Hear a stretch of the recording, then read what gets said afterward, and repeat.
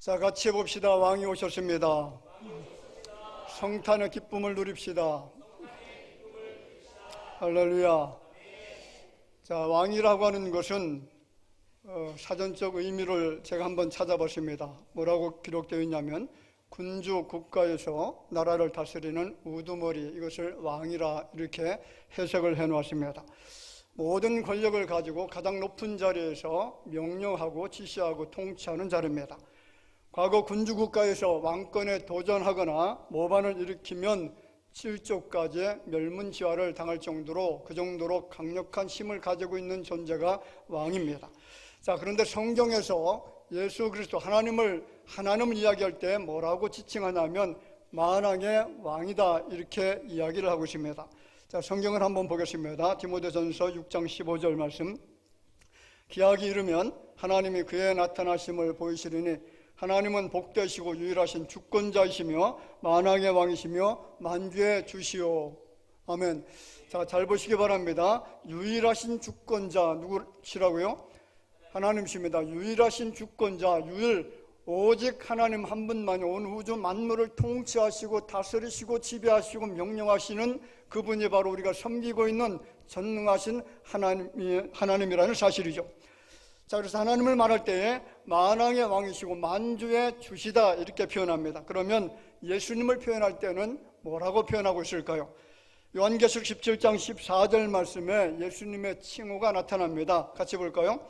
그들이 어린 양과 더불어 싸우려니와 어린 양은 만주의 주시오 만왕의 왕이시므로 그들을 이기실 터이요. 뭐라고 합니까? 만주의 주, 만왕의 왕. 똑같이 하나님께서 하나님의 칭호를 그대로 예수님께서 사용하는 것을 볼 수가 있다는 거죠. 자, 그래서 우리가 찬송을 부를 때도 만왕의 왕 내 주께서 왜 고초당했나 이 벌레 같은 날 위에 그 보혈 흘렸네. 자, 보세요. 만왕의 왕 내 주께서 왜 고초당했나. 누구를 위해서 고초를 당하시고 보혈을 흘려주셨을까요? 이 벌레 같은 날 위해서 당해 주신 예수님의 사랑인 줄로 믿습니다. 앞서 말씀드린 것처럼 한 나라를 다스리는 세상의 군왕들도 대단한 권세와 힘을 가지고 있습니다. 황제의 권세는 더욱더 강력합니다. 징기스칸이나 진시황, 그리고 나폴레옹과 같은 인물은 정말 강력한 힘을 가지고 나라들을 다스렸습니다. 더욱이 지구상에 있는 모든 나라를 다스릴 수 있는 단 한 명의 군주, 왕이 등장한다라고 하면 그 사람의 파워는 얼마나 대단할까요? 그런데 성경에서 예수님을 말씀하실 때에 만왕의 왕이시라고 하죠. 예수님은 이 세상만 통치하고 다스리고 있는 그런 왕이 아니시라 하늘에 있는 모든 천체들, 그리고 우리가 볼 수 없는 무한한 영역까지 다 간섭하시고 통치하시는 분이 만주의 주 되신 예수님인 줄로 믿습니다. 그렇습니다. 그 엄청나신 분이 이 세상에 오셨다는 거죠. 왕으로 오신 것이 아니라 인간으로 오셨습니다. 가장 높으신 분, 가장 위대하신 분, 가장 힘이 많으신 분이 초라한 모습으로 사람의 몸을 입고 오셨다라는 것인데, 여러분, 그날이 바로 성탄절입니다. 자, 그러면 예수님 탄생하실 때에 하나님께서 무슨 일을 하셨을까요? 예수님이 탄생하셨을 때에 하나님은 가만히 계신 것이 아니라 하나님께서 분주하게 일을 하고 계셨는데, 그것은 선지자들을 통해서 예수께서 이 땅에 육의 몸을 입고 오실 것을 예언하셨다라는 사실이죠. 자, 창세기 49장 10절에 보면 야곱이 자기 자손들에게 예언하면서 축복 기도하는 장면이 나타나는데 10절에 뭐라고 합니까? 같이 읽어볼까요? 주가 유다를 떠나지 아니하며 통치자의 지팡이가 그 발사에서 떠나지 아니하기를 실로가 오시기까지 이르리니 그에게 모든 백성이 복종하리로다. 자, 그에게 모든 백성이 복종할 정도로 가장 강력한 파워와 왕권을 가지고 이 땅에 오실 분, 그분이 바로 실로라고 그렇게 표현하는데, 여기 실로는 여러분 왕의 계통을 이어왔던 유다 지파를 통해서 사람으로 오실 메시아를 이야기합니다. 무슨 말인지 알겠죠? 자, 루터와 칼빈도 이와 동의를 했습니다.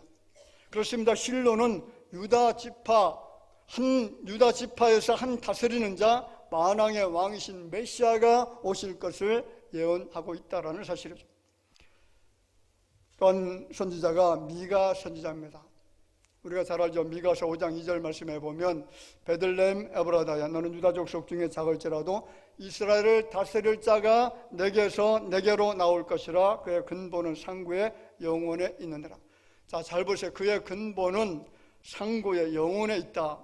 그러면 영원한 존재라고 하는 거죠. 그 영원한 존재가 어디에서 출생할 것이냐? 베들레헴이라고 그렇게 이야기합니다. 여러분, 이 베들레헴이라고 하는 동네는 적을까요, 클까요? 예, 그 이스라엘 나라는 과거 아수르라든가 바벨론이라든가 이런 나라들의 침공을 방비하기 위해서 이 베들레헴에 철옹성 같은 그런 성곽을 쌓기도 하고요. 그래서 요새화를 만들어 놓습니다. 그런데 이 베들레헴이라고 하는 지역에 사람들이 살기 시작했는데 포로 생활에서 돌아옵니다. 바벨론 포로에서 이제 돌아와서 베들레헴이라고 하는 곳에 사람들이 기거하기 시작했는데 얼마나 됐을까요? 그 인구가 156명 정도밖에 되지 않는다라고 합니다. 굉장히 작은 말이죠. 정말 적은 마을에 누가 태어났다고요? 예수님께서 태어났는데 그 베들레헴, 예루살렘 바로 근방에 있기 때문에 그래서 그곳을 예루살렘으로 가는 도중에 베들레헴에서 예수님이 탄생을 한 겁니다. 자, 이 예언을 할 때는 예수님이 탄생하시기 전 약 700년 전이죠. 그런데 놀랍게도 그 예언대로 예수님은 정확히 유대 땅 베들레헴에서 탄생하신 줄로 믿습니다. 만왕의 왕이신 예수님께서는 오랜 세월 동안 하나님께서 예비하시고 계획하신 대로 이 땅에 오셨다는 거죠. 예수님은 여러분 우연히 이 땅에 오신 것이 아닙니다. 이미 오래전부터 하나님께서 계획하셨고 계획하신 대로 오신 줄로 믿습니다. 두 번째는 하나님께서 행하신 일이 뭐냐면 천체를 움직이셨다는 거죠. 하늘의 별들을 움직이셨다는 겁니다. 자, 마태복음 2장 9절 10절 말씀입니다. 같이 읽어봅시다. 박사들이 왕의 말을 듣고 갈새 동방에서 보던 그 별이 문득 앞서 인도하여 가다가 악이 있는 곳 위에 머물러 서 있는지라. 그들이 별을 보고 매우 크게 기뻐하더라. 자, 정말 놀라운 일 아닙니까? 지금도 별을 연구하는 사람들이 참 많습니다. 여러 가지 과학 장비들이 발전했기 때문에 과거보다 현 시대에 살고 있는 학자들이 더욱더 정확하게 그 별의 궤도라든가 위치라든가 크기라든가 이런 것들을 잘 알 수가 있습니다. 그들이 연구하면서 한결같이 감탄하는 것이 별이 움직이는 궤도를 보고 감탄한다라고 하죠. 수많은 세월이 흘렀지만은 수천 년, 수만 년의 세월이 흘렀지만은 별들은 항상 제 자리를 지키고 있고요. 자기 궤도에서 벗어난 적이 없습니다. 언제나 일정하게 자기 궤도 안에서 움직입니다. 그런데 여러분, 예수님께서 탄생하시기 직전에 동방에서 별을 연구하는 천문학자들, 주로 이제 페르시아 사람이라고 이야기하는데 이 사람의 시선에 우주 공간 어느 한 궤도에서 이탈해서 움직이는 별이 발견됐습니다. 역사 이래로 자기 궤도를 벗어나서 제 멋대로 움직이는 별이 없었는데 매우 선명하고 초롱초롱하게 빛나는 별이 앞서 인도에 가는 거죠. 가정에서 이렇게 한번 생각해 보겠습니다. 우리가 살고 있는 땅을 지구라고 말하죠. 이 지구의 둘레가 여러분 4120km 정도 되고요. 직경이 56km 정도 된다고 합니다. 자, 그러면 우리 사람들의 상식적으로 생각해 보아도 지구는 매우 큰 별이죠. 엄청나게 큰 별입니다. 그럼 우리 지구를 아무도 움직일 수가 없습니다. 이 큰 땅덩어리를 움직여서 궤도를 벗어나게 할 자는 이 땅에 그 누구도 존재하지 않습니다. 그런데 여러분 어떻습니까? 우주는 이 지구보다 100만 배, 1000만 배 더 큰 별들로 무수합니다. 그런데 하나님께서 그 엄청나게 큰 별을 만드셨고 그 별을 어떻게 했어요? 움직이셨다는 거죠. 사람의 과학으로 그리고 사람의 힘과 능력과 지혜로 할 수 없는 그 놀라운 일을 전능하신 우리가 섬기고 있는 그 하나님께서 행하셨습니다. 언제 그 일이 이루어졌나요? 예수님께서 베들레헴 마을 마구간에 태어나시는 그날 바로 일을 하셨다는 겁니다. 이런 현상이 여호수아에서 또 한 번 등장을 하죠. 여호수아 10장 12절 말씀에 보면 잘 아는 성경 구절이죠. 여호와께서 아무리 사람을 이스라엘 자손에게 넘겨주시던 날에 여호수아가 여호와께 아뢰 이스라엘의 목전에서 이르되 태양아 너는 기브온에 그리고 기브온 위에 머무르라 달아 너는 아얄론 골짜기 위에 머무르라, 그렇게 명령을 내렸습니다. 자, 이 말이 무슨 뜻인가요? 태양이 멈추고 달이 멈췄다는 거죠. 다시 말하면 지구가 자전을 하는데 그 지구의 자전을 멈춘 겁니다. 가능합니까? 가능하지 않습니까? 근데 과학자들이 이것을 정확하게 밝혀냈습니다. 지금 현대 과학을 통해서 이걸 지구를 반대로 역사를 거꾸로 회전시켜 보면 컴퓨터로 이게 나오는데, 그 과거에 11시간 20분이 멈추었다라고 하는 사실이 11시간이 아니죠. 23시간이죠. 23시간 20분이 정확하게 멈춘 것이 여러분 발견이 되었습니다. 그런데 이처럼 자기 궤도를 벗어나 산 방향으로 움직이는 별들을 목격한 사람들이 있습니다. 바로 동방 박사들이죠. 이 박사들은 하나님의 능력으로 궤도를 벗어나서 움직이는 별을 따라서 계속 이동합니다. 아마도 하나님의 감동하심이 있었기 때문에 그 별을 따라 가지 않았나 생각이 듭니다.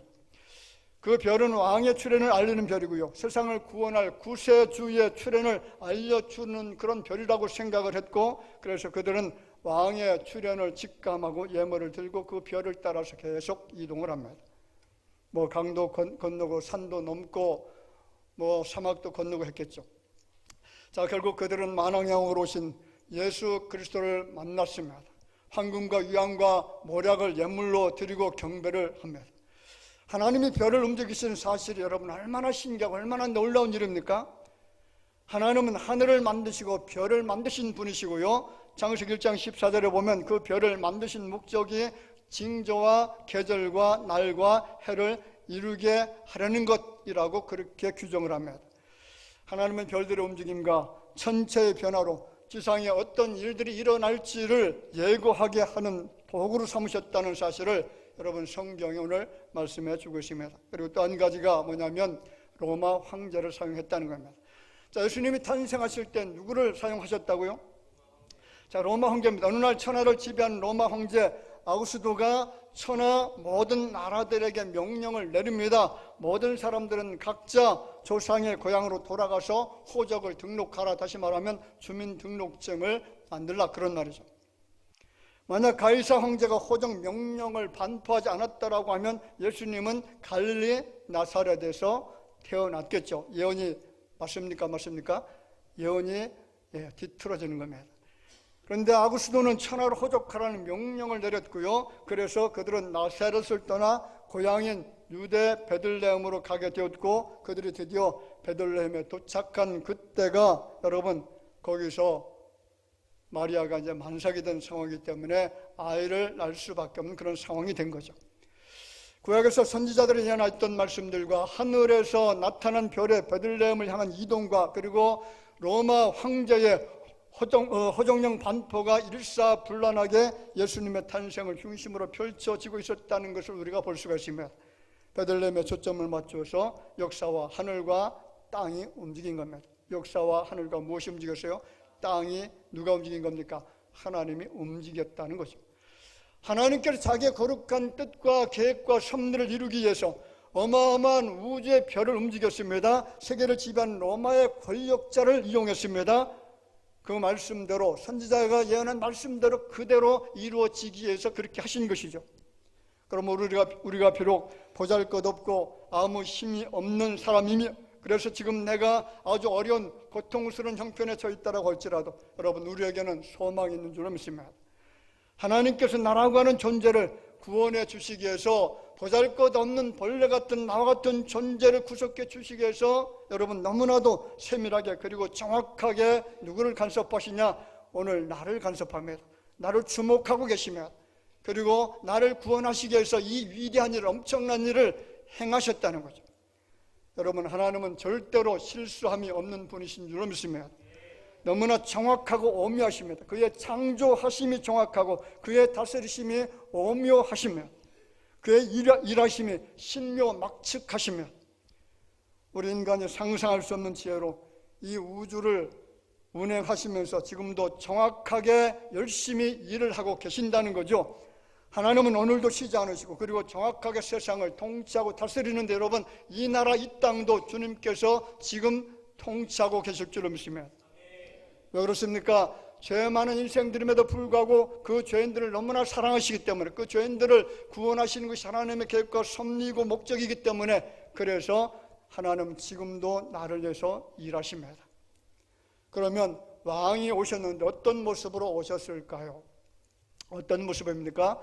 초라한 말 구유에서 탄생을 하셨다는 거죠. 같이 읽어봅시다. 7절 말씀. 첫 아들을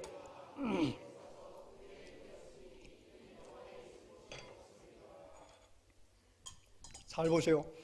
하늘에서는 천체의 궤도를 바꾸고 별의 질서를 깨뜨리면서까지 하나님은 동방박사들에게 예수 탄생의 소식을 알려주기 위해서 별을 움직이셔서 예수님의 탄생 사실까지 알려주셨고, 그래서 베들레헴의 인도까지 했습니다. 자, 그렇다면 그 베들레헴은 도대체 어떤 곳이기에 그렇게 오랫동안 예언이 되어졌고 하늘의 별들이 그곳을 비치며 인도하고 그 야단 법석을 떨게 하셨느냐라는 거죠. 여러분, 베들레헴은 어떤 곳입니까?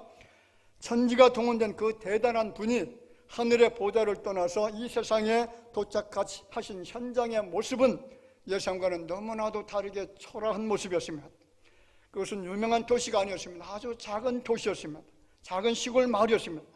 거기에 나타나신 예수님은 대단한 보좌에 앉으신 것도 아닙니다. 권력을 가진 왕으로 오신 것도 아닙니다. 갓난 아기의 모습으로 오셨습니다. 그를 낳은 부모는 대제국의 황제가 아니고 귀족도 아닙니다. 간 약혼한 시골 동네 처녀였고요, 그가 출생한 곳은 최고급 호텔방이 아니라 말들이 자는 마구간이었고, 그가 누운 곳은 담요 한 장도 없는 말에 밥을 담는 축축한 말구이였습니다. 한번 생각해 보세요. 여러분 자녀들이 출산하게 되어지면 정말 좋고 깨끗하고 청결한 그런 병원에서 아이를 낳기를 원하지, 말 마구간에서 말이 먹는 그 말 구유 먹이 통해서 아이를 낳고 싶은 그런 부모가 어디 있겠습니까? 그런데 하나님 그렇게 하셨다는 거죠. 얼마나 이상합니까? 하늘에서는 별이 반짝거리고요, 허다한 천군과 천사들이 우렁찬 찬양을 지금 하고 있습니다. 그런데 그 아래 지상의 현상은 너무나도 초라했으면 하늘과 땅이 상반된 광경을 우리가 어떻게 이해할 수가 있겠습니까? 성경은 이런 사실에 대해서 수백 년 전에 예수님의 탄생에 대해서 정확하게 이미 예언을 했다라고 말씀을 드렸습니다. 화려하게 오시는 분이 아니라 흠모할 만한 것이 없는 초라한 모습으로 오실 것을 예언했고요, 그 모든 것이 예언대로 되었습니다. 이사야 선지자가 그렇게 예언했잖아요. 여러분, 하늘의 왕이 초라한 모습으로 우리 곁에 내려와 주신 그 뜻과 은혜를 정말 마음 깊이 우리가 새기면서 한없는 감사와 찬송과 경배를 드리는 귀하고 복된 시간이 되어지기를 주의 이름으로 축원을 드립니다. 아직도 여러분 성탄의 의미가 무엇인지를 알지 못하는 자들에게 예수님의 이 놀라운 사랑, 따뜻한 사랑을 전해야 될 줄로 믿습니다. 예수님께서 초라한 모습으로 오셔서 우리를 섬겨주신 것처럼 섬김의 삶을 통해 만 백성들이 주님의 이름을 알고 그 이름에 감사하고 그 이름을 증거하면서, 그리고 선하신 하나님의 뜻대로 선을 행하면서 그렇게 살아가는 우리의 남은 생애가 되어지기를 주의 이름으로 축복을 드립니다. 자, 그럼 세 번째로 왕이 왜 오셨느냐라는 거죠. 왕이 왜 오셨을까요? 같이 볼까요? 자기 백성을 구원하시기 위한 것이다. 잘 보세요. 마태복음 1장 21절에 보면 아들을 낳으려는 이름을 예수라 하라. 이는 그가 자기 백성을 그들의 죄에서 구원할 자이심이라 하느라.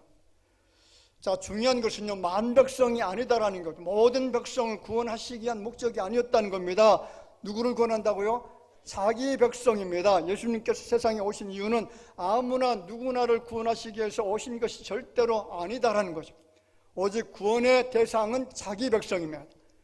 회개하지 않는 자, 완악한 자, 생명록 책에 이름이 기록되지 않은 자, 하나님이 없다라고 주장하고 있는 자, 하나님 대적한 악한 자들을 구원하시기 위해서 이 땅에 오신 것이 아닙니다. 그러면 자기 백성은 도대체 어떤 사람일까요? 자기 백성이 어떤 사람인지 베드로전서 2장 9절에 이야기합니다. 읽어봅시다. 그러나 왕같은 제사장들이요 거룩한 나라요 그의 소유가 된 백성이니 이는 너희를 어두운 데서 불러내어 그의 귀한 빛에 들어가게 하신 이에 아름다운 덕을 선포하게 하려 하심이라. 자, 너희는 누구를 말하는 겁니까? 하나님께서 택해 주신 오늘 이 자리에서 경배 드리고 있는 여러분들입니다. 누구라고요? 자기 백성은 바로 하나님을 경배하는 여러분들입니다. 그래서 우리를 향해서 너희는 택하신 족속에, 무슨 말입니까? 하나님, 예수님께서 이 땅에 오셔서 자기 백성을 구원하시기 위해서 오셨는데 그 백성들이 바로 하나님으로부터 택함을 받은 거룩한 사람들이 구원받을 대상이라는 거죠. 정말 놀라운 축복입니다. 누구나 예수를 믿는 것이 아니죠.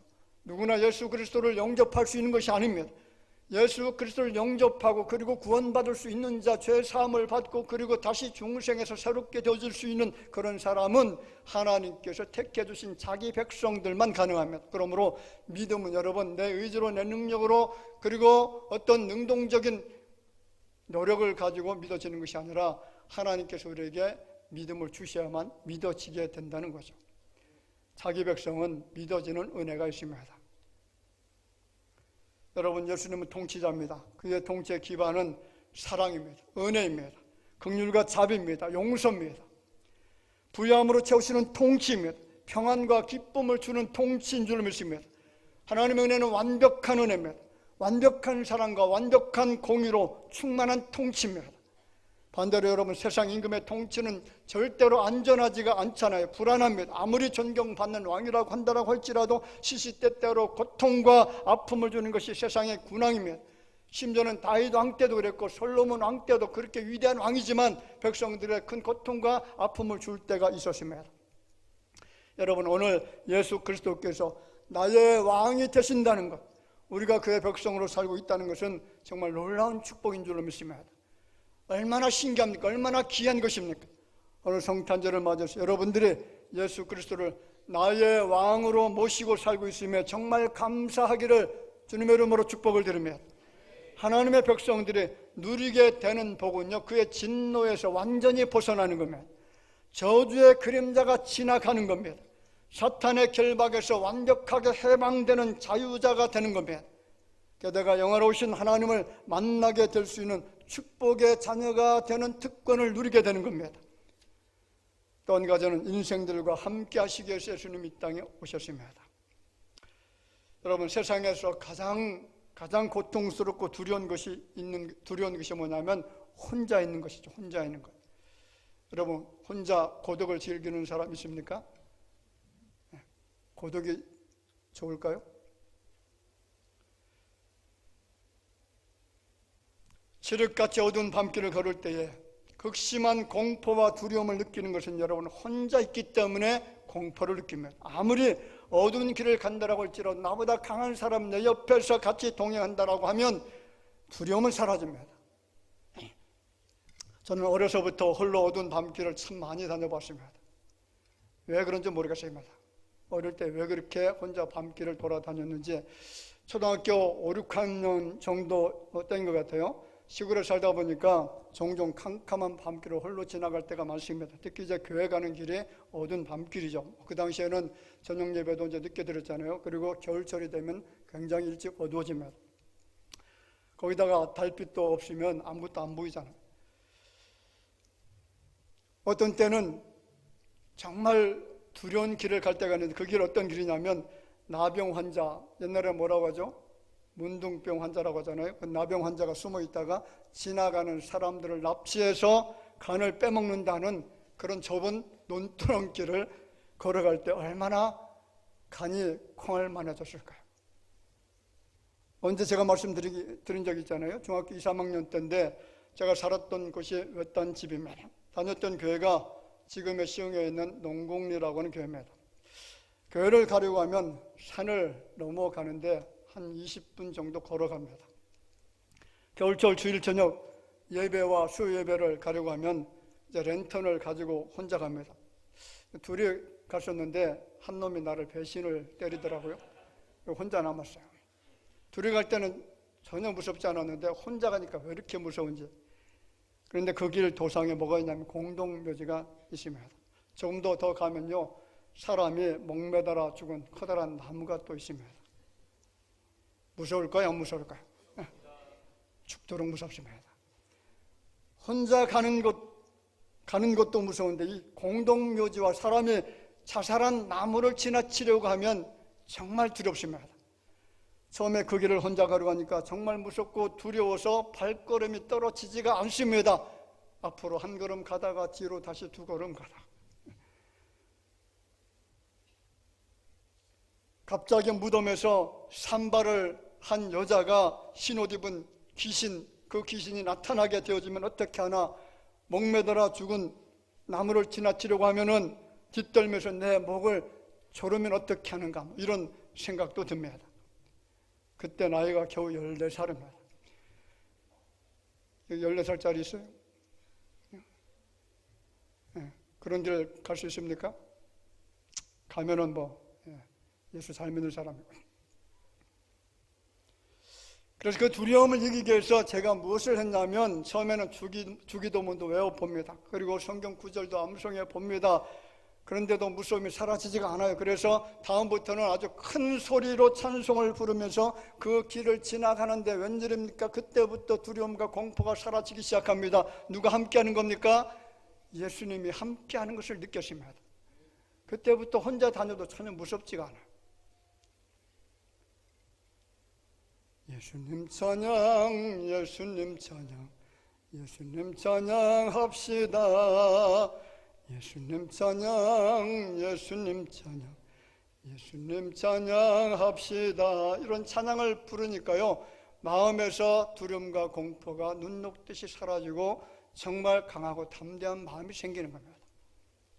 찬송하는 순간부터 예수님이 나와 함께 한다는 사실이 느껴집니다. 그 순간부터 그 무엇도 두려움이 없습니다. 공동묘지를 지나가도 목매달아 죽은 나무가 있어도 아무것도 아닌 것처럼 느껴졌다는 거죠. 그렇습니다. 여러분, 예수님은 임마누엘의 하나님이시며 영원토록 나와 함께 하실 줄로 믿습니다. 육신의 몸으로 오신 예수님은 지금도 나와 여러분과 함께 하시며 사탄의 모든 공격을 막아주시고 승리를 주시는 주 예수 그리스도께서 언제나 영원토록 우리와 함께 하실 줄로 믿습니다. 예수님께서 부활하시고 승천하실 때가 가까우자 제자들이 근심에 쌓였을 때에 요한복음 4장 16절에 뭐라고 합니까? 내가 아버지께 구하겠으니 그가 또 다른 보혜사를 너에게 주사 영원토록 너희와 함께 있으리니. 영원토록. 옆 사람 이름 한번 불러보세요. 영원토록. 당신과 함께 하실 겁니다. 이름 좀 불러라고. 이름 당신이 아니라. 자, 영원토록. 옆 사람 보고 누구 함께 하십니다? 예, 믿으시기 바랍니다. 예수님은 멀리 계신 분이 아니시죠. 예수님은 하늘에만 계신 분이 아닙니다. 지금 내가 살고 있는 이 장소에, 내가 예배드리는 이곳에, 그리고 내가 활동하는 모든 곳곳에 나와 함께 하십니다. 여러분, 하나님의 말씀을 읽고 그리고 하나님의 말씀을 외우고 그리고 찬송을 부를 때마다 성령 하나님께서 내 안에 계시고 나와 함께 하시고 나와 동행하시고 그리고 나를 지키시고 도우시고 보호하신다는 놀라운 사실이 여러분 인정이 됩니다. 성탄절은 참 기쁨의 소식이죠. 막연히 왔다가 그냥 지나가는 절기가 아닙니다. 이 성탄절을 통해서 온 누리에 그리고 여러분 우리의 삶 속에 구원주 되신 예수님, 임마누엘의 예수님, 기쁨을 주시는 그 예수님이 온 누리에 전해지는 은혜의 귀한 절기가 되어지기를 주님의 이름으로 축원을 드립니다. 아버지 하나님 은혜를 감사합니다. 성탄절 예배 오늘 저희들이 드리면서 주님께서 우리에게 주신 은혜가 얼마나 위대하고 숭고한 것인지를 다시 한번 깨닫게 하심을 감사를 드립니다. 예수님은 만왕의 왕이시지만은 가장 천하고 가장 낮은 장소에 오셨고 가장 비천한 자리에 앉으셔서 우리 인생들을 모든 죄가를 도말해 주시게 하여 그 모든 고난과 고통과 수고를 아끼지 아니하셨던 그 예수님의 은혜를 우리가 잊지 아니하고 기억하면서 감사하는 귀한 절기가 되게 하여 주옵소서. 이 기쁨의 소식, 평강의 소식, 자유의 소식이 온 세상에 다 퍼져나갈 수 있도록 주께서 축복해 주실 줄로 믿사옵고 예수님의 이름으로 기도하옵나이다. 아멘.